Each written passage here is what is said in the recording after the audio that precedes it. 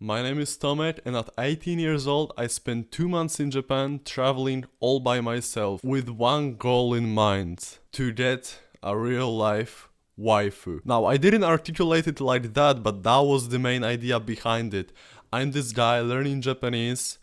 I want to hang out around some Japanese chicks. And so in this video, I'm sharing my experience, the valuable lessons that I've learned on my bizarre adventure, and hopefully you can learn a thing or two. I'm focusing on 5 main arcs on my solo travel: Osaka, Kyoto, Tokyo arc number 1, Tokyo arc number 2, and back to Osaka. I'm not going to talk much about those smaller Inaka style places, just because I didn't get too much beaches in those areas. So we'll focus on where the fun is at, and the fun is in beach cities. Now, I started in Osaka. After getting to the city center of Osaka, I started immediately. My first cold approach, I see this beautiful chick, bleached hair, cute hairstyle, fit as fuck, and so I make my move. Go up to her, say "sumimasen," trying to get her attention, get into a conversation, maybe drop her number. She didn't even look at me, she just walked away. And this happens. This is, more often than not, what you'll experience trying to talk to chicks in Japan. It's not like abroad where people do small talk and talk to each other. In Japan, in the big cities, when a person approaches you, this usually means that one thing, and that is nampa. Cold approach, street pickup. Japanese dudes have got it figured out. They crank up numbers, talk to everybody. I don't like this because it puts me, charismatic, genuine, wholesome foreigner, into this same label as a bunch of the Japanese guys that just want to grab a girl and go to a hotel with her.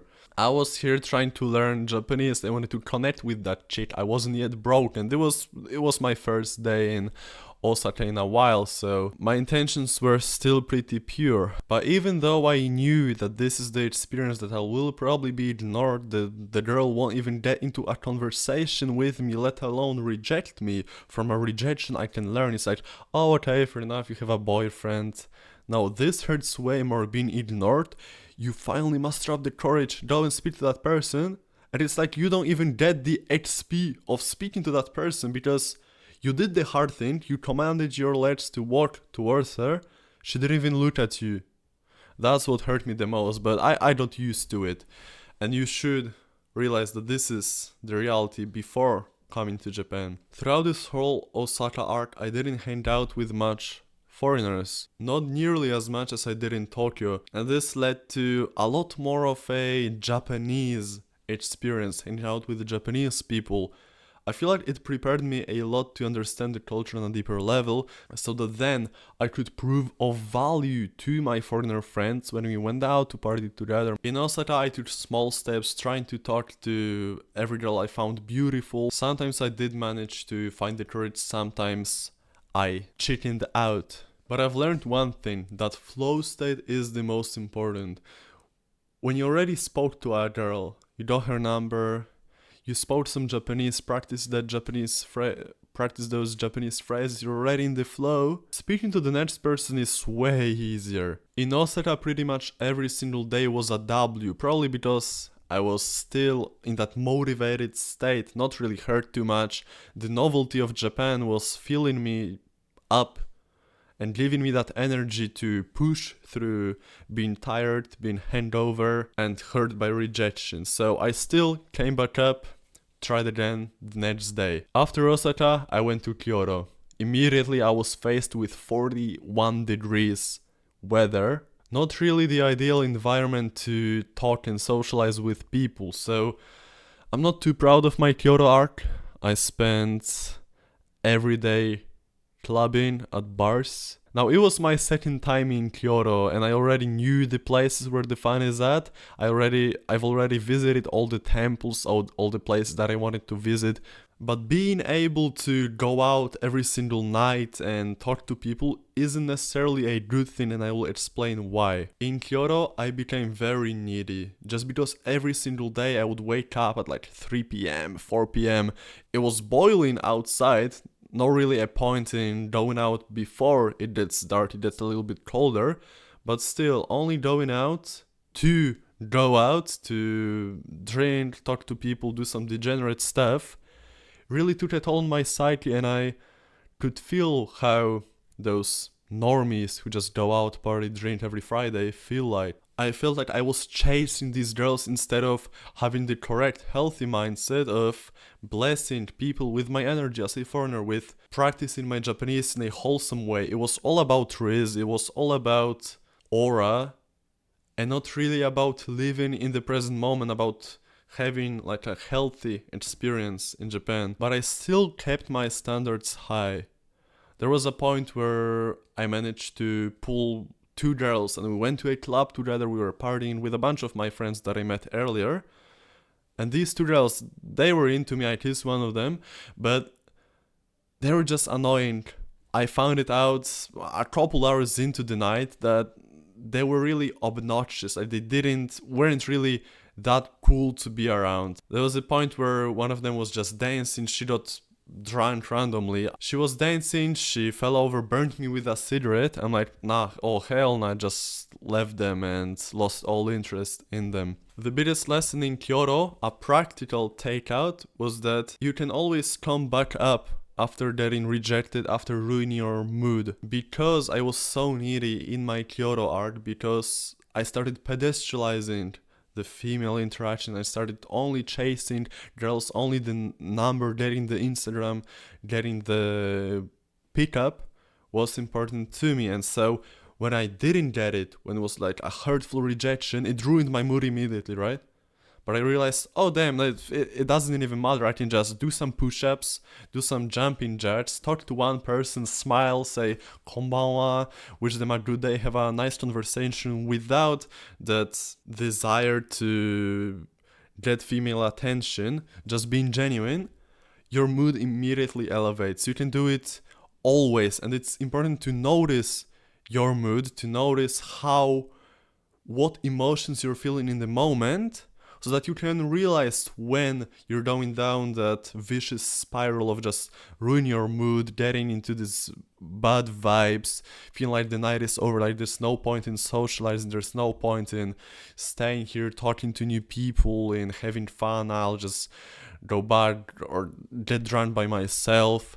No, this is not the answer. The answer is in your subconscious. You're able to manipulate your own emotions, change states, shift your awareness, and suddenly start having fun again. And you can only do it by taking action, by doing that small approach after you've just been rejected, still trying again, still trying to speak. Maybe it's an old guy, maybe it's a person like a tensan, like a person working at a shop clerk.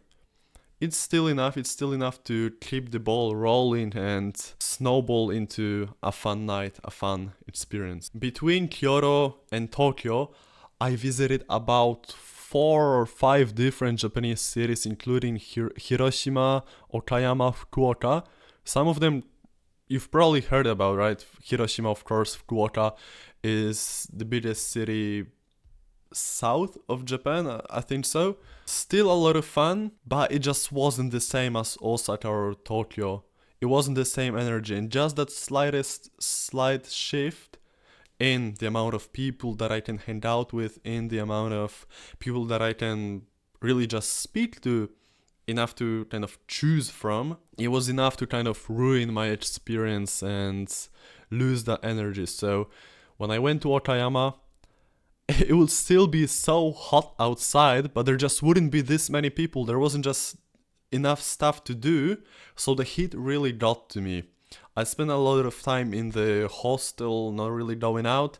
I went to church, I went to the castle, did some sightseeing, but alone it's just boring. Go to those small places with a friend. If you're traveling alone, don't spend too much time there. Do your sightseeing, check off the check boxes, but I wouldn't hope for amazing, insane anime, slice of life anime interactions in those smaller cities. Now it can happen if you're the type of person who just prefers the small city vibe, you're just able to talk like an old person, have a genuine conversation, then it's cool. I believe you could be able to shine in that scenario also, but it just wasn't my experience. I'm more of a city guy. I need that energy. I need the energy, I need people around me, talking to people, everybody socializing. That's where I'm when I'm flowing like butter, that's when I'm in the best mood. In those smaller cities, traveling through a bunch of them in the span of a week, I didn't speak too much Japanese. That also ruined my mood. I really wanted to improve the language, and so just a week off of it, just a week off the habit of speaking Japanese for hours a day with cute girls, with fashionable guys, with really just cool people, really put my mood down. I lost some interest, I lost the motivation, I lost a lot of energy. And so I just wouldn't spend that much time in those smaller places if I were to go there again. Now there was one girl I met in Fukuoka, sightseeing. She was Chinese actually, not Japanese.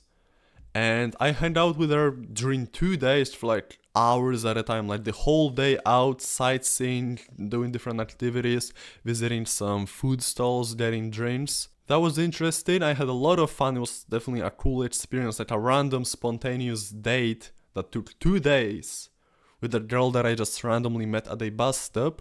But I was off of Japanese. I'm kind of biased, right? For a bunch of us guys hang out with a cute girl, of course it's cool, but if you're only here to level up Japanese, if you're only here to hunt anime girls, to hunt waifus, you still have it in the back of your head, right? Like, she could be Japanese. But yeah, that's definitely a cool experience that you can just randomly have if you're open to it, if you're an approachable guy, a guy that isn't creepy, a guy that's fun to be around, that has a lot of interesting stories to tell. You can still have cool experiences with other tourists. In Fukuoka, the moment I came to that city, I stayed one night at a manga cafe. I didn't have my places booked.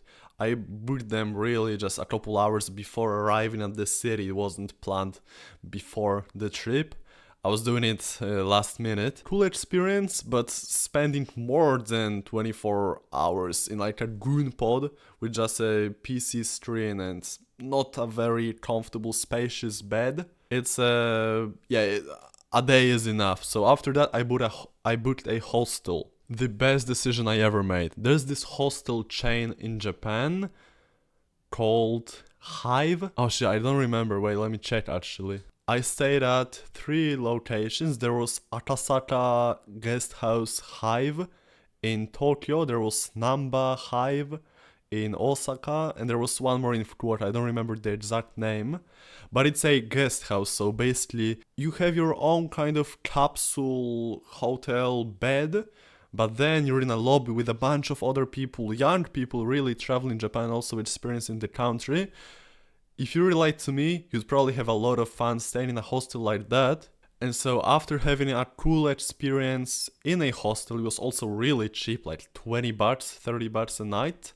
I booked a similar place in Tokyo. So I took the Shinkansen from Fukuoka to Tokyo.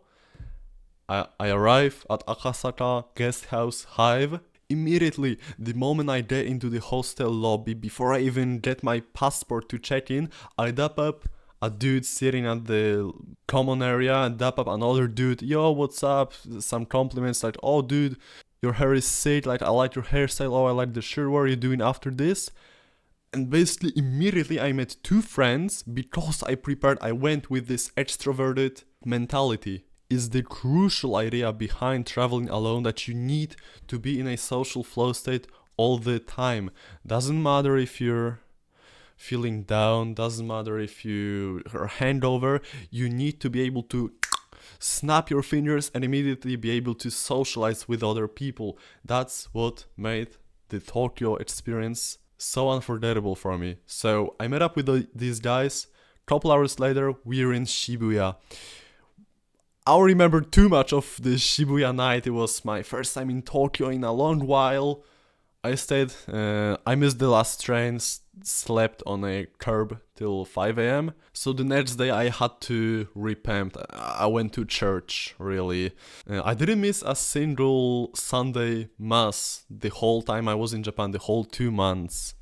So that was pretty cool. I still kept my spiritual side locked in throughout all this madness. The Akasaka Guest House Hive Hostel was so cool.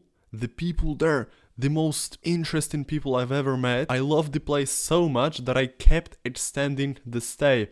1 week, 2 weeks, 3 weeks I ended up staying in that same hostel. I met YouTubers, content creators, guys just doing the most insane, interesting stuff for living. And I hang out with them every single day, going out, partying. This is the Tokyo Foreigner arc with people that didn't really speak Japanese, and so socializing was a lot different than if I would just be alone able to talk in Japanese all day, because they didn't understand Japanese. I wouldn't just be only talking to Japanese people and they're just sitting there like an NPC, not really knowing what's going on. So I still had a lot of fun, still amazing memories, the best nights out by far.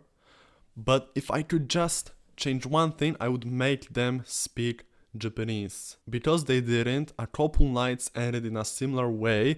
I start talking to some Japanese chick, start spitting my game, and then kind of split and do my own thing, while they didn't really complain, right? They still would talk to some all different foreigner chicks and get their things going, and I was in my waifu zone. So the coolest experience I had was talking to this half Japanese, half American chick. First started talking in Japanese, and then I ended up hanging out with her friends. Somehow, I don't know if it was my charisma, if it was my looks, if it was my presence, I ended up taking a group of people with me to church.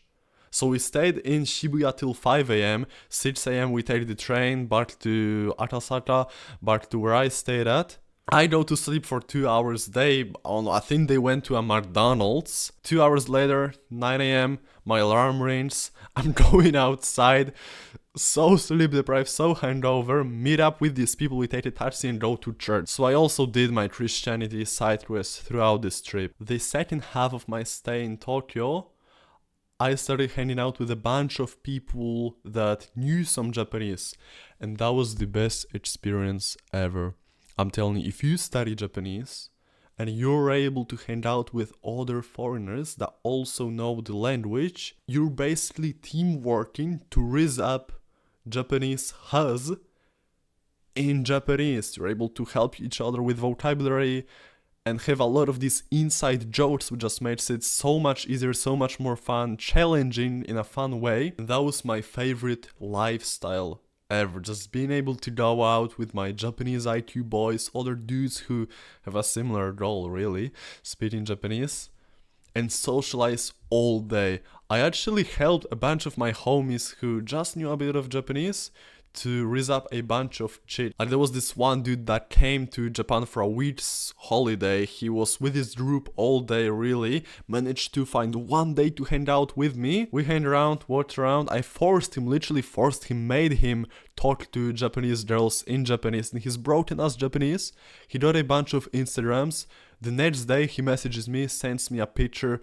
He's on a date with some beautiful Japanese chick. I'm like, yo, what if I just like, dude, your method is working, your methods work, dude, I can't believe this happened. She says it's fate that we met, she's my wife now. It was just a cool experience. And by the way, if you're also going to Japan, you can message me on Instagram. We'll literally organize a meetup where I do the same thing for. We just hang out, do the Japanese stuff, talk to some chicks, level up our confidence, do some cold approaches. Really fun stuff, really, if you're able to do it with somebody. If you've ever tried cold approaching alone, it's like, man, you still need a lot of courage. With your friend, it's on a whole different level. You're just going around and having fun and making jokes and like challenging yourself. Oh, go speak to that girl. Nah, dude, she's not my type. And like he's lying to you. Obviously, she is his type. She's Japanese, well endowed at that. And so you're just making fun of each other. It's like, nah, dude, you're being a pussy. Nah, go up and speak to them. And you force him, and he does the number, goes on a date, and it's like a mutual growth environment. So message me on Instagram, we'll make it happen. In Tokyo, I met with a bunch of influencers. I met Cole from Tokyo Sims, Tony Stewards, I did push-ups with him.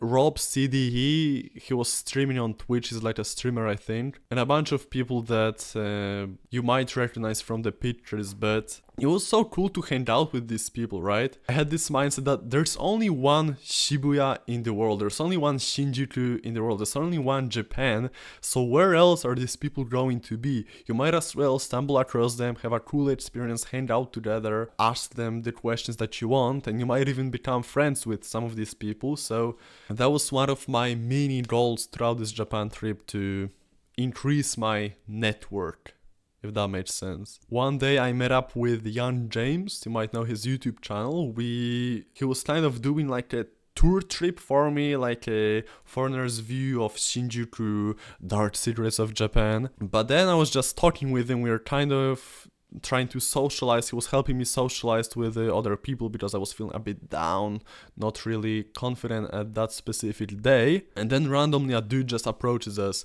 He's like, "Oh, are you young James? Are you young James?" And like, "Oh shit, I think I also know your videos. Like, you're Tomek, right?" He literally getting recognized on the street in Japan. And so we started hanging out together, me, James, and Loden was his name. Starting hanging out, talking to a bunch of people. He also knew Japanese. He was studying like a language school. We were able to just hang out together and practice our game in Japanese, getting some Instagrams, talking to a bunch of people. We were learning Japanese slang. So we're like walking up to people, asking them if they can teach us some Japanese, some cool Japanese words that we won't learn in a textbook. The next few days I also met up with Logan, we became friends, and we'd just walk around Shinjuku, Shibuya for hours at a time, making like 2,000, 30,000 steps a day, talking to hundreds of people. The coolest experience that you can have in Japan if you also hang out with people who want to socialize, really, who also want to improve their confidence, their courage of just being able to approach strangers. So I also met this guy who was also traveling through Japan alone at 18 years old. Really a sick guy, like a man of success, really. He was building like mobile apps or something, like an entrepreneur at 18, traveling the world. He's still traveling right now, I'm pretty sure, in Europe, like a couple months in a row, traveling alone. The most social dude ever. Like, I would just go to a toilet, step outside, see him just talking to a random chick or like a random group of guys. I'll lose sight of him, he's just talking to some other Japanese people without even knowing Japanese. I wanted to help him out a little bit. If he knew Japanese, bro, he would be unstoppable. That's why the fusion of social skills and Japanese is so important. It just makes your trip 10 times better. You unlock way more interactions, like you buy DLC for a video game. That's why I tell my people in Japanese IQ program, in my coaching and shit like that, to really just lock in on that Japanese, because every hour you spend studying gives you bonus fun. It boosts, improves your experience when you're in Japan eventually. After the Tokyo Japanese IQ arc ended, I went back to Osaka for the last week in Japan, and I'm so glad I did. I'm telling you, Osaka, the coolest place ever. You have to visit, you have to spend more than a couple days in that city when you're visiting Japan. If I were to choose where to live, Tokyo or Osaka, I think it would actually be Osaka, because the energy is just so much different. The people are more chill, more wild, down to do stuff, more funny, of course, because that's where Japanese manzai comedy originates from, the Kansai area. And so when I arrived in Osaka, I have just lived through the most social period of my life, going out in Shinjuku, speaking to hundreds of Japanese people in Japanese. So in Osaka I was just flowing like butter, approaching the hottest chicks, the girls that I would think are out of my league, in the weirdest way possible. Also, like, I was just sitting, I see that girl walking by like 10 meters away from me, like, should I speak to her? Nah, she's too pretty, she's out of my league. I'm like, fuck it. I literally stand up and start walking behind her like a creep, but I was just being nonchalant, walking like this, and then like, so you must say, like, just talk to her casually, cool energy, not needy, not like those Japanese dudes that are very obnoxious, very like pushy. I was just nonchalant, calm, charismatic. And she ends up being into me, so that's cool. That's why you never should reject yourself. And that was my lesson from Osaka, part 2. To never reject yourself, to give the girl a chance to reject you. Because you never know. You never know if she's insecure, if she might find you cute, if you might actually be her exact type. So you might as well shoot your shot. You'll never regret it. Osaka, it was just high stakes approach. I didn't hang out with any foreigners the second time. I also stayed at a hostel, but the guest house, the Hive hostel in Osaka wasn't nearly as social as the Tokyo one. So I recommend you book the place in Tokyo, the Akasaka guest house Hive, but in Osaka I'm not so sure. I think there's a lot of cool places, but just if you book something in the center of the city, you're in the center of the fun, where the fun is at also, so you're just able to go out, socialize with people. People in Kansai are way more down to socialize, while in Tokyo they can be a little bit like strict, closed in, minding their own business, busy. In Osaka, it's this way more approachable culture of people just hanging out, being interested in you, down to do stuff, down to make jokes, down to drink together, down to party together, even if they don't know English and if you don't know Japanese. But knowing the Kansai dialect also opens up a lot of doors, of course, as you could imagine. In Osaka, I also spent my birthday. I turned 19. And I started making a lot more content during the last few days. It was so stupid because I thought about streaming on YouTube, talking to people in Japan. Throughout this whole trip, never tried it, thought it would be lame, like I wouldn't enjoy it. The last 2 days in Osaka, I just tried streaming. It ends up being the coolest thing ever. I'm having so much fun. I'm just regretting the fact that I didn't start it earlier. So if you have an idea in Japan, wanting to try something, wanting to speak to that girl, wanting to go to a different place, go do something new, try it immediately. Make that video, shoot your shot, talk to that girl. After the last sprint in Osaka, towards the end of the trip, I had so many goals that I didn't reach, that I didn't fulfill, that I didn't keep my promises or something like that. But I'm of the mindset that I made my goals so high, like speak to hundreds of people, get so many numbers, become the most social person ever, that, you know, the saying, shoot for the moon and you land in between the stars or whatever. I think that's true. You gotta have your goal so high that it's both motivating and both achievable enough where you're actually trying hard every single day to achieve it. So, but I don't think you can ever get bored, get enough of Japan. You'll always have this regret. Oh, I wish I had done this. I wish I had done that. A solution is to move to Japan. That's what I'm gonna be doing in a bit. And yeah, I feel like this just makes you able to chase that goal, to go learn Japanese and be able to implement that stuff immediately, talk to people every single day. If you like my story, if you like this lens, seeing Japan through my lens of how I like to travel, how I like to socialize with people, and you want to meet up with me in Japan, you're going there, let's say, maybe even moving to Japan in a couple months, you've maybe even booked your flight already, you know you're gonna be visiting Tokyo, Osaka, all these places, message me on Instagram. I'm gonna make this meetup a reality, literally make you be social. If you're kind of introverted, you don't know if you'd be able to socialize, talk to so many people, I'm going to break those limiting beliefs. In person, mastermind, change your life, 10x your Japan experience. It will feel like your own little movie arc, like you're the main character. So message me, thank you for watching, and see ya.